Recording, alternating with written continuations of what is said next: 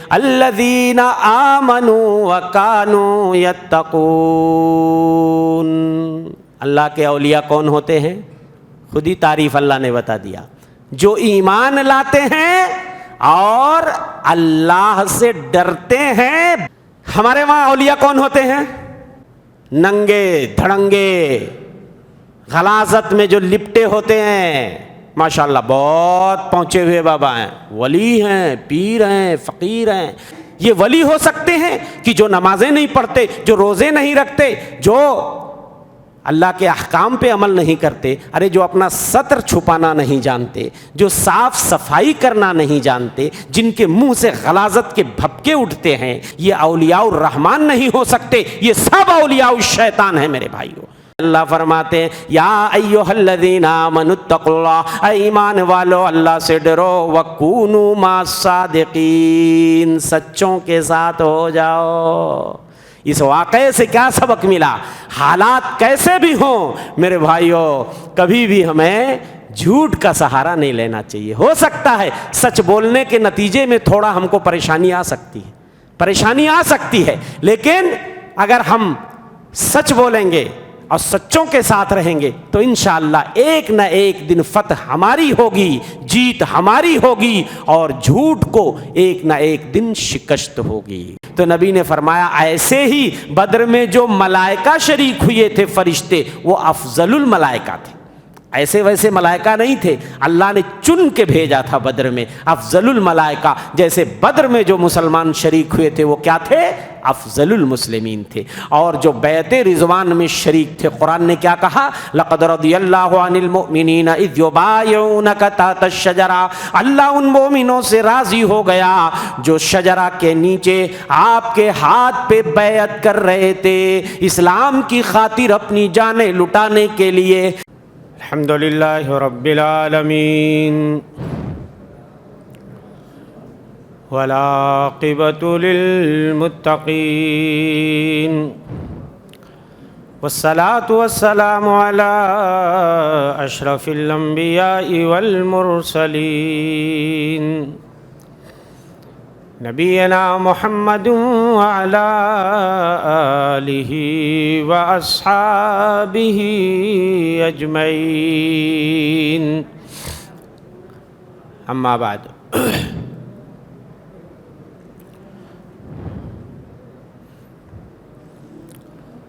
برادران اسلام، میری ماں اور بہنوں، نوجوان دوستوں اور ساتھیوں، عزیز بچوں،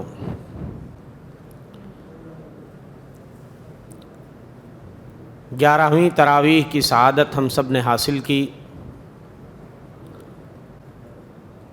سورہ توبہ کا بقیہ حصہ ہم نے سنا، اور ایسے ہی سورہ یونس کی تلاوت ہم نے سنی۔ چند آیتیں منتخب کی گئی ہیں، انشاءاللہ انہی آیات کی روشنی میں کچھ باتیں آپ کی خدمت میں رکھنے کی جسارت کر رہا ہوں۔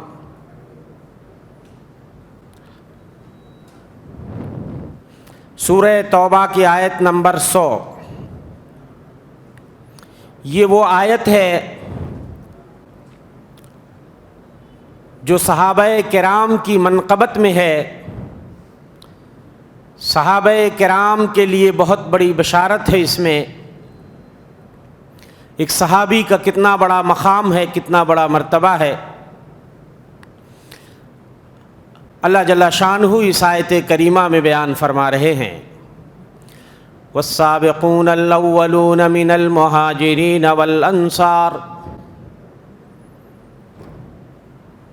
مہاجرین و انصار میں سے جو پہلے سبقت لے جانے والے ہیں، مہاجرین و انصار میں سے جو سابق ہیں، مقدم ہیں، سب سے پہلے اللہ رسول پہ جو ایمان لانے والے ہیں، والذین اتبعوہم بإحسان، اور جنہوں نے احسان کے ساتھ یعنی اخلاص کے ساتھ ان کی پیروی کی، رضی اللہ عنہم ورضوا عنہ، اللہ ان سے راضی ہو گیا اور یہ اللہ سے راضی ہو گئے۔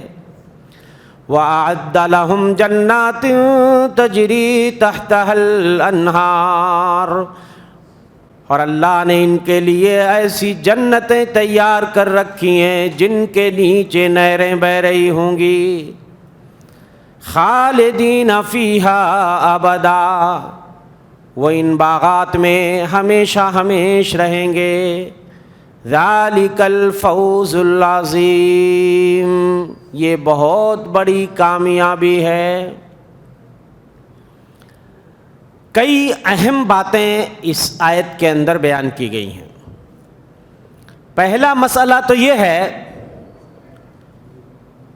کہ اس آیت کے اندر دور نبوی کے یعنی صحابہ کرام کے 3 گروہوں کی منقبت ہے، ان کی فضیلت ہے، ان کے لیے بشارت ہے۔ پہلا گروہ جن کے لیے اس آیت کے اندر بشارت ہے، مہاجرین کا گروہ ہے۔ مہاجرین میں جو سب سے پہلے ایمان لانے والے ہیں، سبقت لے جانے والے ہیں، تو مہاجرین میں سابقون الاولون کون ہیں، اس میں اختلاف ہے۔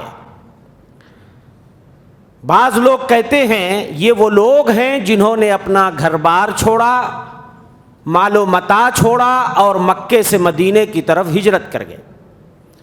کچھ لوگوں نے کہا اس سے مراد اہل بدر ہیں، کچھ لوگوں نے کہا اس سے مراد وہ لوگ ہیں جنہوں نے دونوں قبلہ کی طرف رخ کر کے نماز پڑھی، کچھ لوگوں نے کہا اس سے مراد بیعت رضوان والے ہیں جنہوں نے شجرہ کے نیچے، درخت کے نیچے صلح حدیبیہ کے موقع پہ نبی کے ہاتھ پہ بیعت کی تھی۔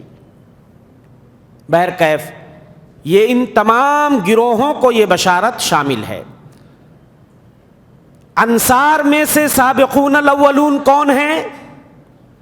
انصاریوں میں سے جنہوں نے اپنے مہاجر بھائیوں کو پناہ دی، جو مدینے والے ہیں، ان میں سب سے پہلے جو اسلام لانے والے، سبقت لے جانے والے، جن کو السابقون الاولون کہا جاتا ہے، سب سے پہلے سبقت لے جانے والے، آگے بڑھنے والے، وہ کون ہیں؟ اس سے مراد کچھ لوگوں نے کہا کہ وہ لوگ ہیں جو نبی کے ساتھ بیعت عقبہ اولیٰ میں شریک تھے، یعنی حج کے موقع پہ اللہ کے رسول صلی اللہ علیہ وسلم نے منا کی گھاٹی میں بیعت لی تھی، اس میں پہلی بیعت میں مدینہ کے 7 افراد شامل تھے۔ پھر دوبارہ سن 12 نبوی میں جب آپ نے بیعت لی، جس کو بیعت عقبہ ثانیہ کہا جاتا ہے، اس میں 70 مرد تھے اور 2 خواتین شامل تھیں۔ اور ایسے ہی اس کے اندر وہ لوگ بھی ہیں کہ جب اللہ کے رسول صلی اللہ علیہ وسلم نے مصعب ابن عمیر کو مدینہ کی طرف مبلغ بنا کے بھیجا تھا، ابھی آپ خود نہیں گئے ہیں، مصعب ابن عمیر کو بھیجا گیا تھا مبلغ بنا کے، ان کے ہاتھوں پہ جو سب سے پہلے اسلام لے آئے وہ سابقون الاولون ہیں۔ اور اس کے اندر وہ لوگ بھی داخل ہیں کہ ہمارے نبی جب ہجرت کر کے بذات خود مدینہ تشریف لے گئے، اس وقت جو لوگ آپ کے ہاتھوں پہ اسلام لائے وہ اس کے اندر داخل ہیں۔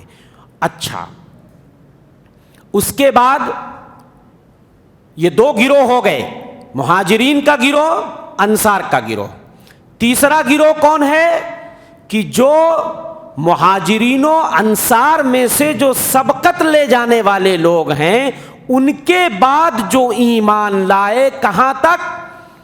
فتح مکہ تک، فتح مکہ تک، یا کچھ لوگوں نے کہا صلح حدیبیہ تک۔ تو یہ سارے، یہ 3 گروہ جو ہیں صحابہ کے، ان کے لیے اس آیت کے اندر زبردست بشارت ہے۔ اور بعض مفسرین کی رائے یہ ہے کہ یہ آگے جو بشارت ہے رضی اللہ عنہم ورضوا عنہ، اس میں تمام ہی صحابہ شامل ہیں، اللہ ان سے راضی ہو گیا، وہ اللہ سے راضی ہو گئے۔ ایسے ہی ایک بات کا اور پتہ چلا اس آیت سے کہ صحابہ کے مراتب ہیں، درجات ہیں، سارے صحابہ ایک مرتبے کے نہیں ہیں۔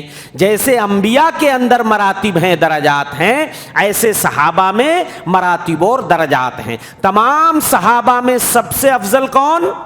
اگر پوچھا جائے علی الاطلاق تو تمام صحابہ میں سب سے افضل حضرت ابو بکر صدیق، دوسرے نمبر پہ حضرت عمر فاروق، تیسرے نمبر پہ حضرت عثمان غنی، اور چوتھے نمبر پر حضرت علی ابن ابی طالب۔ اس کے بعد عشرہ مبشرین بالجنہ جو کتنے بچے؟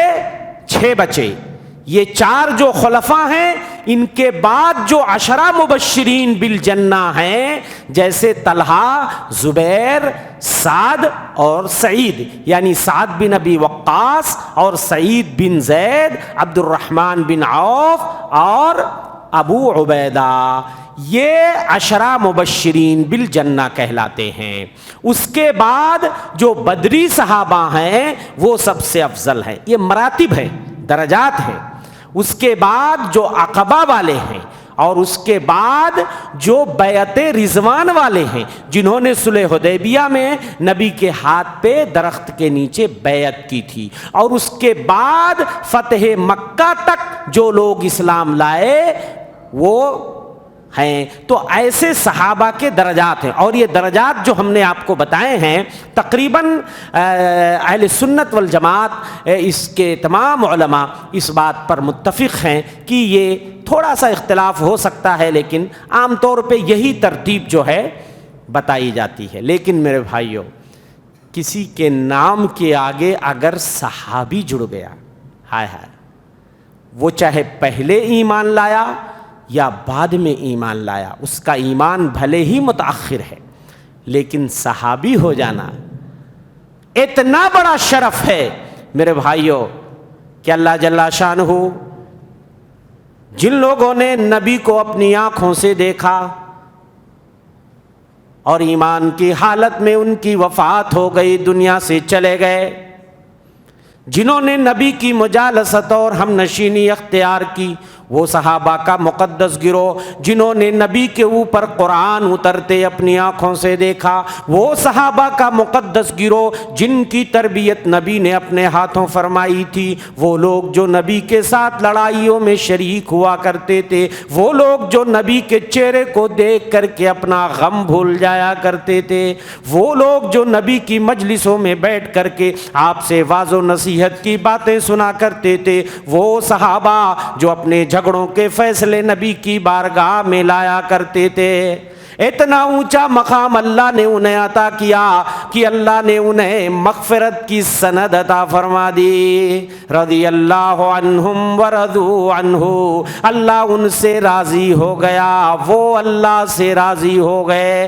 اتنا بڑا یہ اعزاز ہے میرے بھائی کہ کسی کو یہ اعزاز دنیا میں نہیں ملا۔ اتنا بڑا اعزاز ہے کہ اگر کسی کے نام کے آگے لفظ صحابی لگ گیا۔ قبل اس کے کہ میں صحابہ کی منقبت میں کچھ حدیثیں آپ کے سامنے رکھوں، حضرت عبداللہ ابن مسعود کا وہ مشہور قول پہلے آپ سن لیجئے کہ فرماتے ہیں حضرت عبداللہ ابن مسعود، ان اللہ نظر فی قلوب العباد، اللہ نے تمام بندوں کے دلوں میں جھانک کر دیکھا، فوجد قلب محمد خیر قلوب العباد، تو اللہ کو محمد عربی کا دل سب سے اچھا دل ملا، فاصطفاہ لنفسہ وابتعثہ برسالتی، اللہ نے آپ کو اپنے لیے چن لیا، نبوت و رسالت سے سرفراز کر دیا۔ ثم نظر بعد قلب محمد فی قلوب العباد، پھر محمد کے دل کے بعد اللہ نے تمام بندوں کے دلوں میں جھانک کر دیکھا، فوجد قلوب اصحاب محمد خیر قلوب العباد، تو محمد عربی کے کے دل کے بعد اللہ نے پایا کہ محمد کے صحابہ کا دل سب سے اچھا ہے، فجعلہم وزراء نبیہ، تو اللہ نے انہیں اپنے نبی کا وزیر بنا دیا، یقاتلون علی دینہ، جو اس کے دین کے لیے لڑائی لڑتے ہیں۔ تو صحابہ کا دل ہی اللہ نے ایسا بنایا تھا کہ محمد عربی کے بعد اگر کسی کو اتنا اونچا مقام مل سکتا تھا تو وہ صحابہ کا مقدس گروہ ہے۔ اس روئے زمین پر نبی کے بعد اگر سب سے افضل کوئی طبقہ ہے، کوئی گروہ ہے، تو وہ محمد عربی صلی اللہ علیہ وسلم کے بعد اگر آپ دیکھیں تو وہ صحابہ کا ہے، اور صحابہ میں بھی سب سے افضل ابو بکر ہیں، اور ایسے ہی عشرہ مبشرین بالجنہ ہیں، اور ایسے ہی جو صحابہ میں بدری صحابہ ہیں، سبحان اللہ، ان کا اتنا اونچا مقام کہ اللہ نے کہہ دیا لعل اللہ اطلع علی اہل بدر فقال اعملوا ما شئتم فقد غفرت لکم۔ اللہ اہل بدر کے اعمال پر مطلع ہوا اور اس نے اعلان کر دیا جاؤ جو چاہو کرو، اللہ نے تمہارے گناہوں کو معاف کر دیا، اللہ نے تمہاری مغفرت فرما دی۔ نبی نے پوچھا اپنے صحابہ سے، صحیح بخاری کتاب المغازی کی روایت ہے، ما تعدون اہل بدر فیکم، صحابہ بتاؤ تم اہل بدر کو اپنے اندر کیسا پاتے ہو؟ صحابہ نے کہا من افضل المسلمین، سب سے افضل مسلمان ہم ان کو جانتے ہیں جو بدر میں نبی کے ساتھ شریک ہوئے۔ تو نبی نے فرمایا ایسے ہی بدر میں جو ملائکہ شریک ہوئے تھے فرشتے، وہ افضل الملائکہ تھے، ایسے ویسے ملائکہ نہیں تھے، اللہ نے چن کے بھیجا تھا بدر میں افضل الملائکہ۔ جیسے بدر میں جو مسلمان شریک ہوئے تھے وہ کیا تھے؟ افضل المسلمین تھے۔ اور جو بیعت رضوان میں شریک تھے، قرآن نے کیا کہا؟ لقد رضی اللہ عن المؤمنین اذ یبایعونک تحت الشجرہ، اللہ ان مومنوں سے راضی ہو گیا جو شجرہ کے نیچے آپ کے ہاتھ پہ بیعت کر رہے تھے اسلام کی خاطر اپنی جانیں لٹانے کے لیے۔ جب حضرت عثمان کو مکہ بھیجا گیا، یہ شور مچا دیا گیا کہ عثمان قتل کر دیے گئے، اللہ کے رسول نے اپنے صحابہ سے بیعت لی اسلام کی خاطر جینے مرنے کی، تو صحابہ اس کے لیے تیار ہو گئے۔ تو میرے بھائیوں، اسی لیے نبی فرماتے ہیں لا تسبوا اصحابی، میرے صحابہ کو گالی مت دینا، فواللہ لو انفق احدکم مثل احد ذہبا ما بلغ مثل مد احدہم ولا نصیفا، تم میں سے اگر احد پہاڑ کے برابر بھی کوئی سونا خرچ کرے تو میرے صحابہ نے ایک مٹھی جو یا ایک سیر جو اللہ کی راہ میں جو خرچ کر دیا، یا آدھا سیر جو اگر اللہ کی راہ میں خرچ کر دیا، تم اس کے برابر نہیں پہنچ سکتے ہو۔ اور ایک روایت میں لا تسبوا اصحابی، میرے صحابہ کو گالی مت دو، فلا مقام احدہم مع النبی الساعہ، ایک گھنٹے کے لیے، ایک پہر کے لیے، ایک لمحے کے لیے ہمارے صحابی جو نبی کے ساتھ ٹھہر گئے تمہاری عمر بھر کی عبادت سے بہتر ہے۔ کسی صحابی کا نبی کے ساتھ ٹھہرنا ایک لمحے کے لیے ہو، یہ تمہاری عمر بھر کی عبادت سے بہتر ہے۔ تو اتنا اونچا مقام اللہ نے صحابہ کو، لیکن میرے بھائیوں افسوس کا مقام ہے کہ جن سے عرش والا رب راضی ہو گیا، زمین والے ان سے بہت سے لوگ راضی نہیں ہو رہے ہیں۔ ایسے ملعون اور خبیث لوگ اس زمین پہ پائے جاتے ہیں جو اپنے آپ کو کہتے ہیں ہم بھی کلمہ پڑھتے ہیں، ہم بھی کلمہ پڑھتے ہیں، مگر افسوس کا مقام ہے میرے بھائیوں، صحابہ کو گالیاں دیتے ہیں، صحابہ سے برات کا اظہار کرتے ہیں، شیخین ابو بکر و عمر کو گالیاں دیتے ہیں، نبی کی چہیتی بیوی حضرت عائشہ کو گالیاں دیتے، کہتے سورہ بقرہ جو پڑھتے ہو نا، گائے ذبح کرنے کا جو حکم اللہ نے دیا ہے، اس گائے سے مراد نعوذ باللہ عائشہ ہے، عائشہ پہ نعوذ باللہ زنا کا بھی تہمت لگاتے ہیں۔ ایسے ایسے خبیث عقیدے ہیں میرے بھائیوں روافظ کے کہ آپ کے رونگٹے کھڑے ہو جائیں گے۔ کہتے ہیں امام مہدی جب آئیں گے، قائم الزمان کہتے ہیں ان کو، وہ ان کے مہدی الگ ہیں، ہمارے مہدی الگ ہیں جن کا انتظار کیا جا رہا ہے۔ کہتے جب ان کے امام مہدی آئیں گے تو یہ قرآن آٹومیٹک آسمان میں چلا جائے گا، اس قرآن پہ ان کا عقیدہ ہی نہیں ہے۔ کہتے وہ اوریجنل قرآن ان کے پاس ہے، وہ لے کر آئیں گے، اس کو ہم پڑھیں گے، یہ تو صرف دکھانے کے لیے پڑھتے ہیں۔ کہتے ابو بکر و عمر کو نعوذ باللہ ان کی قبروں سے نکال کر ان کو سولی پہ لٹکایا جائے گا۔ ایسے ایسے عقیدے ہیں کہ میرے بھائیوں روکٹے کھڑے ہو جائیں، ان سے براءت کا اظہار کیا جاتا ہے، صحابہ پہ لعنت بھیجی جاتی ہے، نعوذ باللہ۔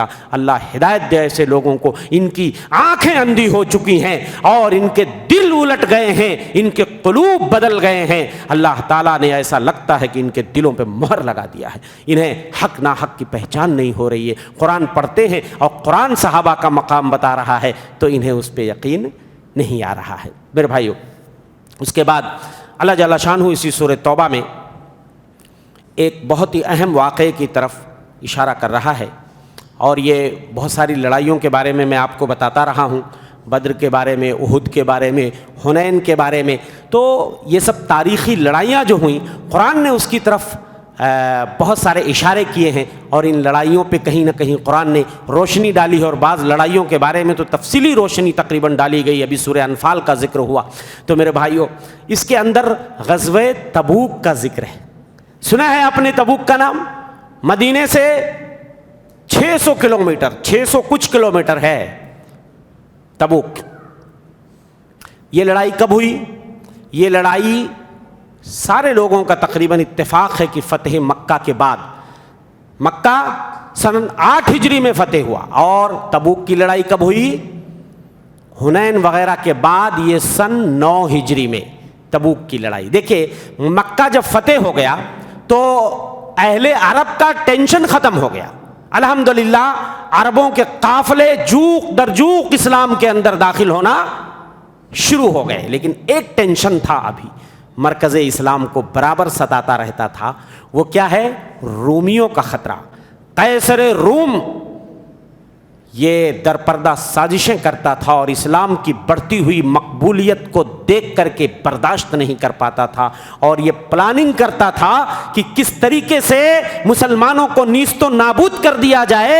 اس لیے اللہ کے رسول صلی اللہ علیہ وسلم نے سوچا کہ قبل اس کے کہ رومیوں کا حملہ ہمارے اوپر ہو جائے، کیوں نہ ہم بڑھ کر کے ان کے اوپر حملہ کر دیں اور ان کی اوقات ہم ان کو بتا دیں۔ چنانچہ سن 9 ہجری میں یہ اعلان ہوا تبوک کی لڑائی کا۔ عام لڑائیوں میں اللہ کے رسول صلی اللہ علیہ وسلم توریہ فرماتے تھے۔ توریہ سمجھتے ہیں؟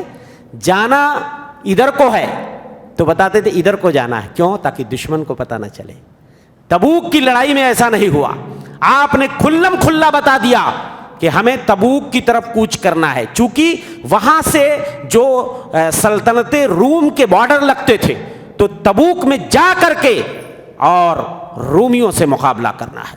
600 تقریباً 60-62 کلومیٹر مدینے سے دور، سخت گرمی کا زمانہ تھا، کھجور پک رہے تھے، قحط سالی بھی تھی، سواریوں کی قلت، ادھر کھجور بھی پک رہے ہیں، قحط سالی پھیلی ہوئی ہے، مسلمان اس پوزیشن میں نہیں تھے کہ وہ لڑائی لڑ سکیں، اور وہ بھی اتنی بڑی سلطنت سے پنگا لینا اور اتنی بڑی سلطنت کو سبق سکھانا آسان نہیں تھا۔ اللہ کے رسول صلی اللہ علیہ وسلم حالات پہ برابر نظر جمائے ہوئے تھے، آپ نے بڑے ہی حکیمانہ طریقے سے یہ ڈیسیژن لیا کہ نہیں، رومیوں پہ حملہ کرنا ہے۔ اہل مدینہ پہ اتنا خوف طاری تھا، چونکہ خبریں آ رہی تھیں برابر، جو لوگ تجارت کی غرض سے آتے تھے اپنا سامان مدینے میں بیچنے کے لیے، اس طرف سے وہ بتاتے رہتے تھے کہ غسانی جو ہیں، رومی جو ہیں، وہ پلاننگ کر رہے ہیں اور ایک بہت بڑا لشکر جرار تیار کر رہے ہیں مدینے پہ حملہ کرنے کے لیے۔ مسلمانوں پہ اتنا روب بیٹھ گیا تھا کہ کہیں سے کوئی غیر مانوس آواز آتی تھی تو مسلمان ہڑبڑا جاتے تھے، ارے کہیں رومی تو نہیں آ گئے مدینے پہ حملہ کر دیا۔ حضرت عمر، ایک انصاری صحابی، دونوں کے اندر باری لگی ہوئی تھی، ایک دن تم نبی کی محفل میں جانا تو جو سننا مجھے بتانا، اور ایک دن میں جاؤں گا جو سنوں گا تم کو بتاؤں گا۔ ایک دن وہ انصاری ساتھی آیا اور زور زور سے حضرت عمر کا دروازہ پیٹنے لگا۔ حضرت عمر نے کہا کیا ہوا؟ غسانی آ گئے، رومی آ گئے، حملہ ہو گیا؟ ارے نہیں بھائی، کچھ نہیں ہوا، کچھ نہیں ہوا، ایک خبر سنانے آیا ہوں۔ اللہ کے رسول صلی اللہ علیہ وسلم نے اپنی بیویوں سے 1 مہینے کے لیے ایلا کر لیا ہے، آپ ناراض ہو گئے تھے کسی بات پہ، اور آپ نے اپنی بیویوں سے 1 مہینے کے لیے علیحدگی اختیار کر لی۔ وہ خبر لے کے آئے تھے، لیکن حضرت عمر ڈر گئے اور کہنے لگے رومیوں کا حملہ ہو گیا۔ مسلمان بے سر و سامانی کے عالم میں تھے، لیکن نبی کا آرڈر تھا، مال کی بھی قلت تھی، سواریوں کی بھی قلت تھی، الحمدللہ لشکر تیار ہونے لگا اور تیاری زوروں پہ ہونے لگی۔ اللہ کے رسول صلی اللہ علیہ وسلم نے صدقے پہ ابھارا، او صحابہ صدقہ کرو، یہ بڑا اچھا موقع ہے، مال کی سخت ضرورت ہے۔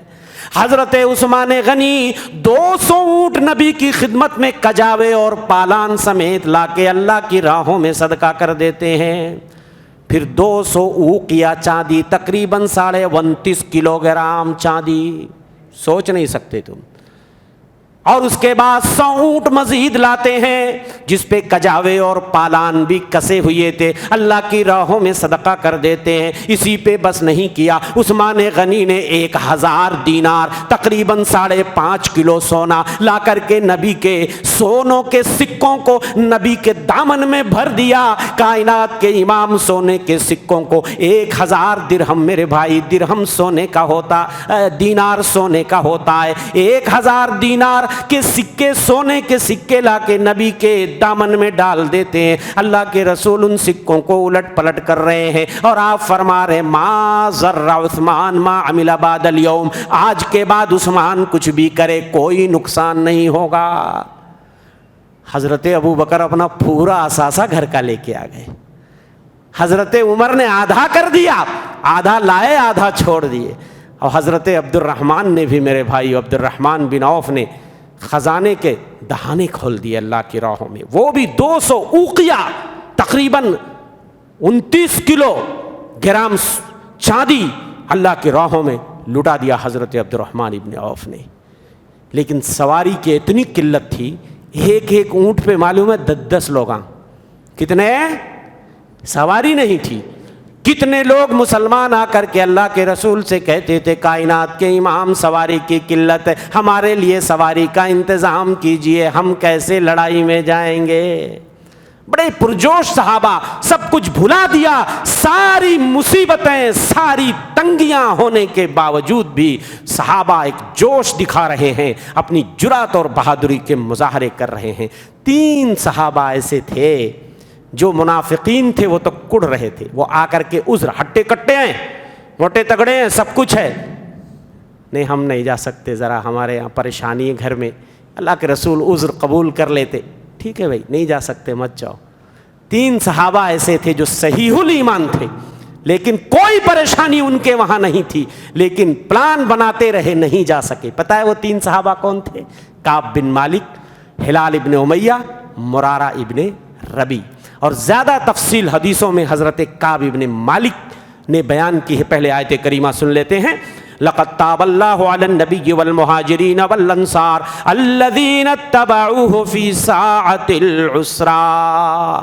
اللہ نبی کے حال پہ متوجہ ہوا اور ان مہاجرین اور انصار کے حال پہ متوجہ ہوا جنہوں نے مشکل گھڑی میں نبی کی پیروی کی۔ من بعد ما کاد یزیغ قلوب فریق منہم، بعد اس کے کہ ان میں سے ایک گروہ کا دل ٹیڑھا ہو رہا تھا، ان کے قدم کچھ متزلزل ہو رہے تھے۔ ثم تاب علیہم، پھر اللہ ان کے حال پہ متوجہ ہوا۔ انہ بہم رؤوف الرحیم، بے شک اللہ ان کے ساتھ بہت شفقت اور رحم کرنے والا ہے۔ وعلی الثلاثۃ الذین خلفوا، اور وہ 3 لوگ جو غزوہ تبوک میں میرے بھائی پیچھے چھوڑ دیے گئے تھے، اللہ ان پہ بھی مہربان ہو گیا۔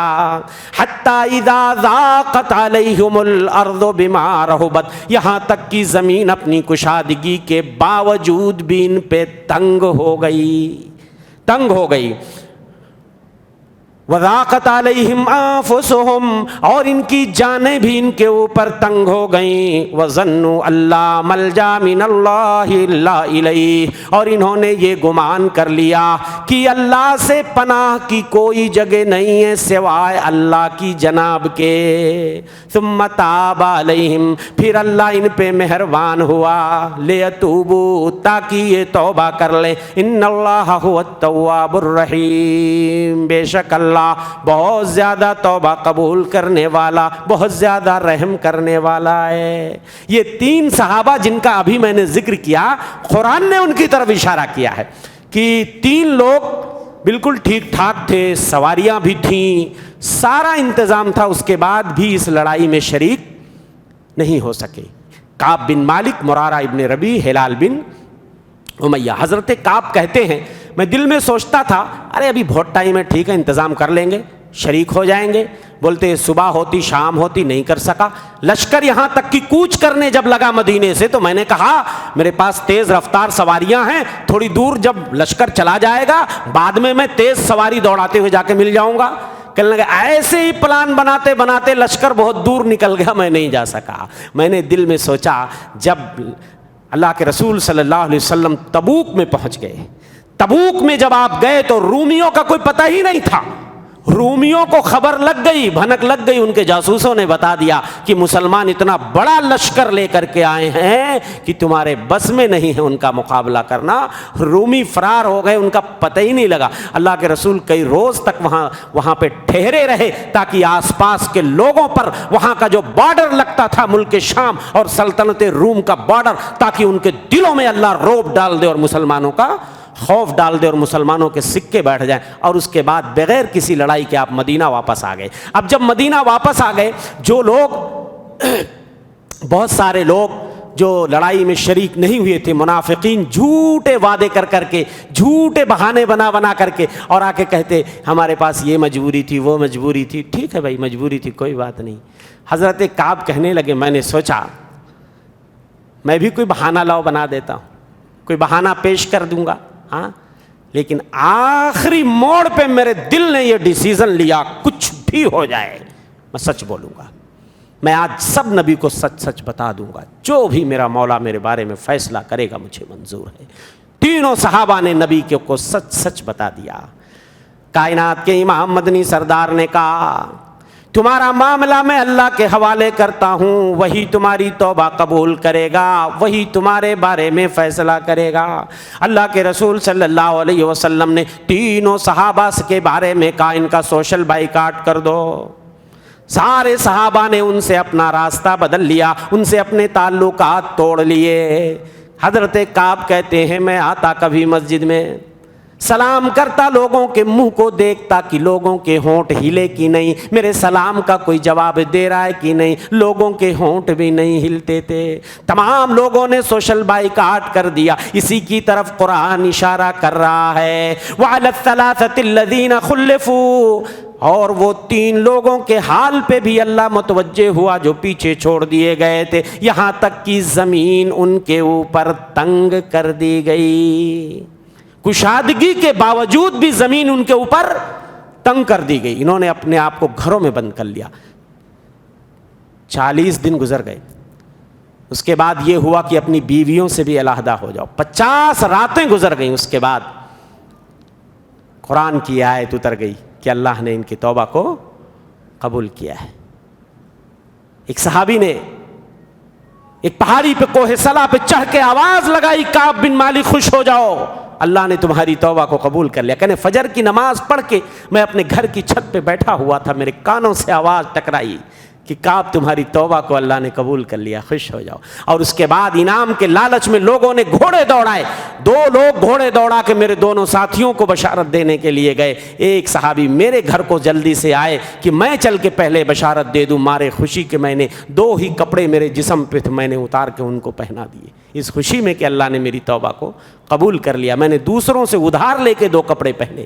کائنات کے امام مدنی سردار کی خدمت میں حاضر ہوا، مسجد میں آپ تشریف فرمائے، آپ مجھے دیکھ کر مسکرانے لگے، او کعب خوش ہو جاؤ، اللہ نے تمہاری سچائی کا بدلہ دے دیا، اللہ نے تمہاری توبہ کو قبول کر لیا۔ اسی لیے میرے بھائیو آگے والی آیت میں اللہ فرماتے ہیں یا ایھا الذین آمنوا اتقوا اللہ، اے ایمان والو اللہ سے ڈرو، وکونوا مع الصادقین، سچوں کے ساتھ ہو جاؤ۔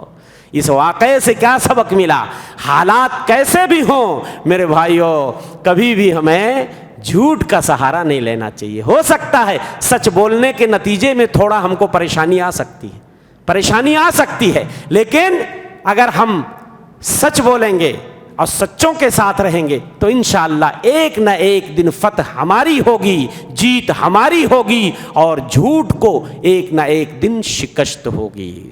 لیکن لوگ تھوڑے سے فائدے کے لیے دین ایمان عقیدہ بیچ دیتے ہیں، سچائی کو چھپاتے ہیں، جھوٹ کا سہارا لیتے ہیں، دھوکہ دھڑی کا سہارا لیتے ہیں۔ تو میرے بھائیو اس واقعے میں بڑی عبرت ہے۔ اس کے بعد سورہ یونس کی میں آیت لیتا ہوں، اللہ فرماتے ہیں الا ان اولیاء اللہ لا خوف علیہم ولا هم يحزنون، خبردار جو اللہ کے ولی ہیں ان پہ کوئی خوف نہیں ہوگا اور نہ ہی وہ غمگین ہوں گے۔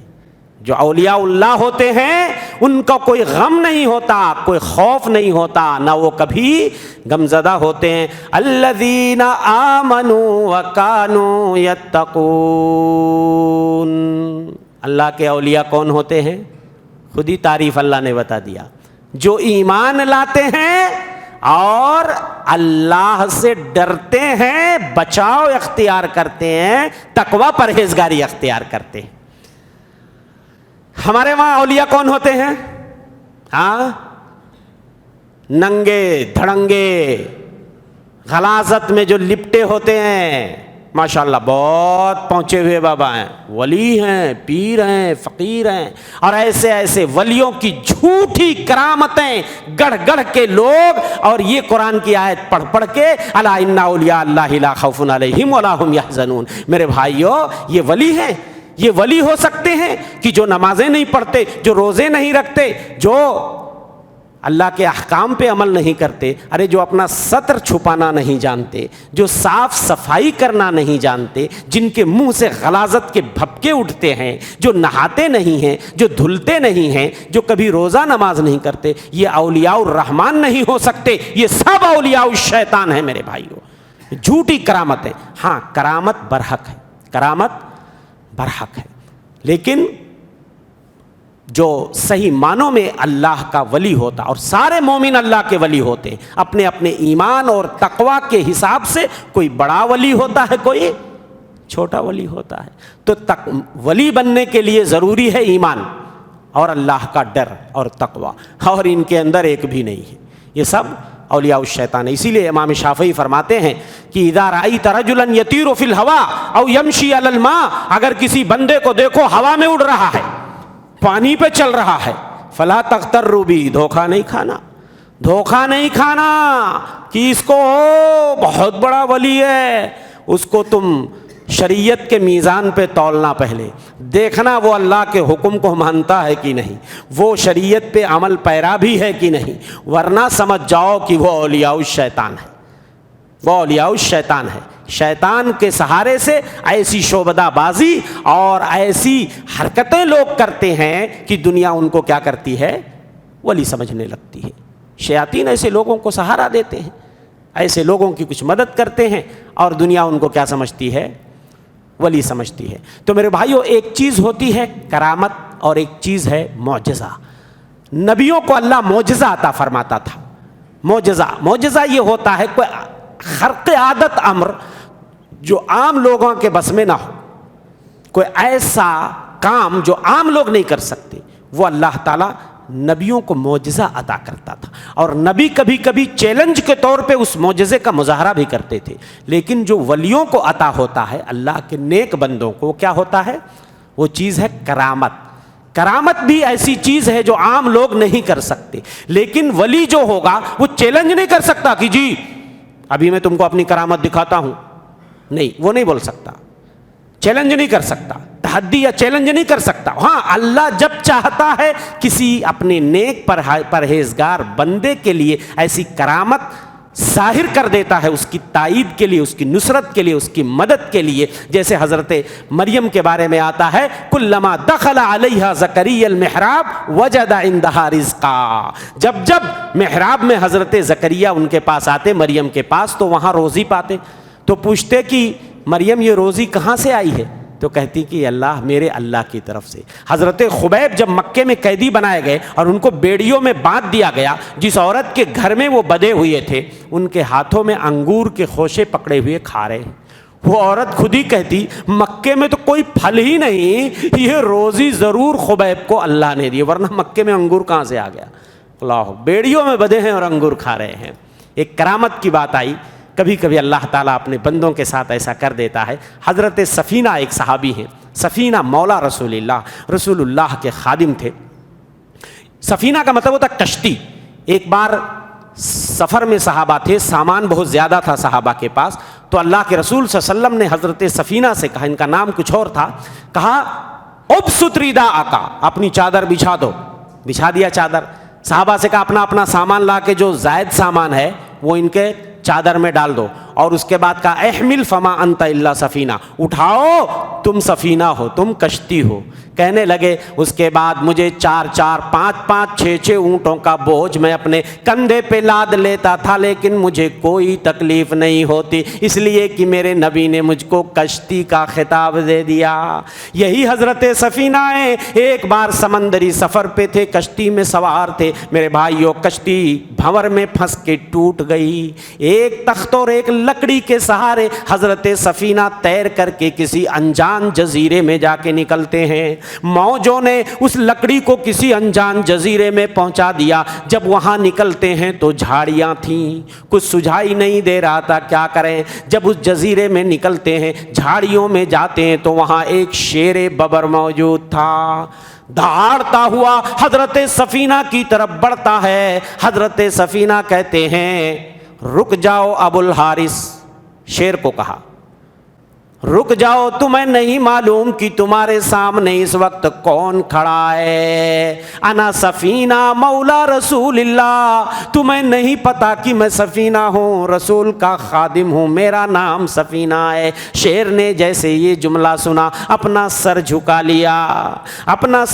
لیا اور کہتے ہیں میرے بازو میں آ کے کھڑا ہو گیا، مجھے اپنے کندھے سے مارنے لگا، اور مارتے مارتے مجھے پش کرنے لگا اور لے جا کر کے مجھے ایک راستے پہ ڈال دیا۔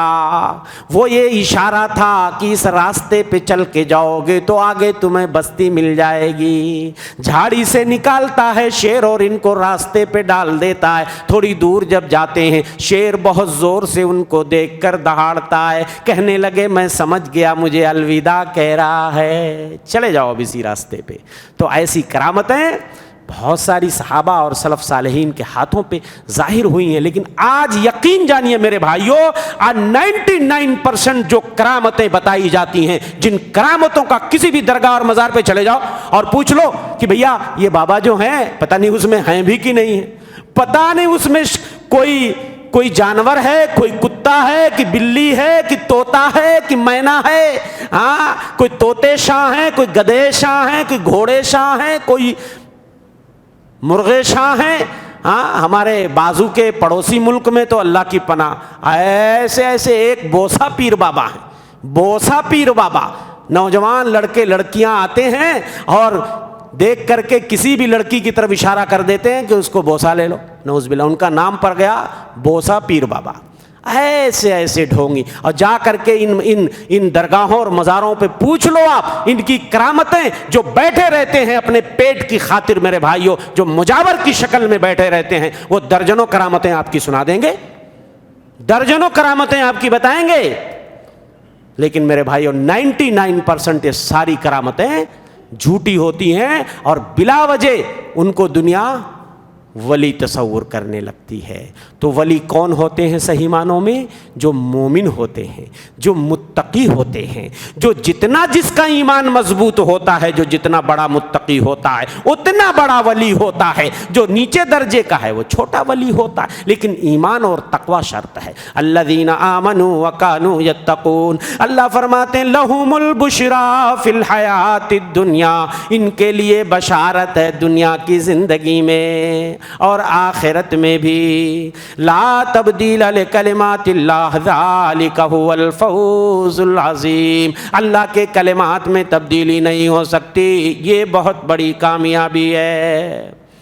اور اللہ کے رسول صلی اللہ علیہ وسلم فرماتے ہیں کہ میرا اللہ فرماتا ہے من عاد لی ولیہ، صحیح معنوں میں اگر کوئی ولی ہے اللہ کا بندہ متقی پرہیزگار، اگر اس سے کوئی پنگا لے گا، اس ولی سے کوئی بغاوت کرے گا تو اللہ فرماتے ہیں من عاد لی ولین، میرے ولی سے اگر کوئی پنگا لے گا، کوئی دشمنی کرے گا، فقد آذنتہ بالحرب، تو گویا میں اس سے لڑائی کا چیلنج کرتا ہوں. آئے گویا وہ مجھ سے لڑائی مول لے رہا ہے. اور اللہ سے کوئی لڑائی لڑ سکتا ہے؟ اللہ سے کوئی لڑائی نہیں لڑ سکتا ہے. تو میرے بھائیوں، ایسے جھوٹے اولیاء اس شیطان سے جو ڈھونگی ہیں، جو شیطان کے ولی اور دوست ہیں، رحمان کے دوست نہیں ہو سکتے، ان سے بچنے کی ضرورت. ہمارے یوپی میں سدھارتھ نگر ضلع ہے، میں نے اپنی آنکھوں سے دیکھا ہے.